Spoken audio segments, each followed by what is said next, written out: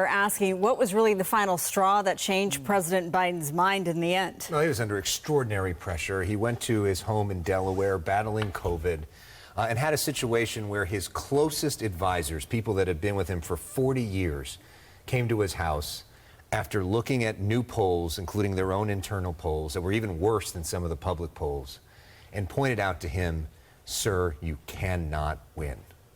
And this was at the same time that Nancy Pelosi had said to them privately, our pressure campaign is going to intensify next week. There are going to be more Democrats that are going to come out, and I may come out publicly and do this. And you can either do it the easy way or the hard way. And there was no path.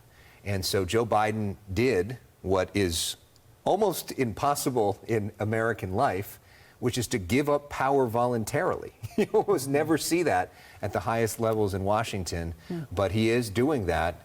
Little kicking and screaming, but he is doing that and now. So, boom, we see him post on X with that letter to the nation. Haven't seen him yet. All right, so he endorses Kamala Harris. Right. What is her role in unifying the party? Well, I mean, it's been extraordinary what's happened today, right? I mean, because there was so much talk last week at the RNC, would there be an open convention, would there be a real battle? And right now it looks like there's not going to be, that the party's exhausted from everything that's happened with Biden and what happened with Trump, and that the party wants to come together. In just the day one, she's announcing over $50 million in fundraising in one day. Wow. Over $50 million. And all of these folks that were seen as potential rivals to her, like Gavin Newsom, Josh Shapiro, the governor of Pennsylvania, Pete Buttigieg, who Laura just talked about, they're all backing her. I mean, there's still a few out there who haven't.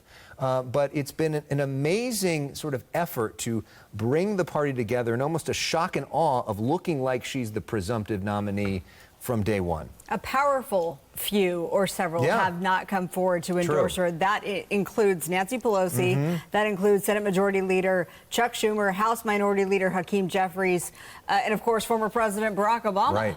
What does that tell you? And they've been calling for an open convention. Some of that may be that they want to give Joe Biden the day. Some of that may be that they want to get a sense of where the country is and just take a deep breath. And some of it may be that they also think it's not politically good for her or for the Democrats for this to seem like a coronation, that it might be good to give voters a chance to process this whole thing. But we'll see. There has not been a name that's come forward. Some have suggested maybe Joe Manchin, who's not even really a Democrat right now, may run. He doesn't have a real shot of beating her. Is there somebody like a Gretchen Whitmer or somebody who might be able to beat her, and that person hasn't come forward yet? Can we just note that you came back from the Republican National Convention at 3 a.m. this morning? All right, so let's just put our thoughts on Donald Trump now. He was going to run against Joe Biden, and now? Well, let's talk about the pros and cons about running against Kamala Harris. First off, with her as the nominee now, you can make abortion one of the biggest issues, which already going to be the biggest issue. It was the #1 polling issue for Democrats. And as a woman who has traveled the country talking about it, that's a big issue for her. She's a prosecutor, and clearly she's better at prosecuting the case against Trump than Biden, who literally was struggling to put a sentence together in the last debate. So that gives her an advantage. And Joe Biden was the oldest candidate ever. The second oldest candidate ever was Donald Trump. And now they can make age an issue that's a negative for Trump when he was making it a negative for them. There are cons for her, though. When she ran for president, it was a disaster. She didn't even get into the first election because they were having so much problems with fundraising. Her negatives are high. A lot of people have not been satisfied with her job as vice president.